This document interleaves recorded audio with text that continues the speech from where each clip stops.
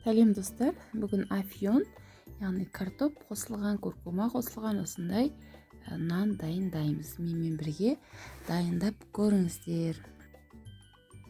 Піскен 2 немесе 3 дана картошкамызды блендермен езіп аламыз. Кейін сүт, су, барлығы жылы болу керек. Сұйық май, қант, тұз, ашытқы және куркума қосып араластырамыз.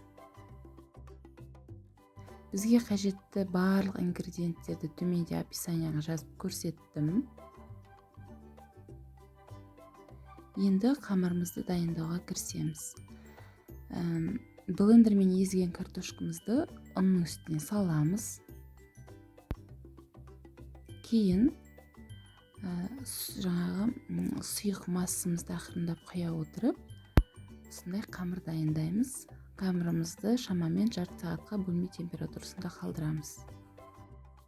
Қамырымыз көтерілді. Енді формаға бірдей қылып өз қалауыңызша жайғастырасыздар. Тағы да жарты сағатқа протеинде қалдырамыз, көтерілгенін күтеміз. Артынша нанның үстіне аз ғана сүтпен сарыуызды біріктіріп жағып шығамыз көтерілгеннен кейін.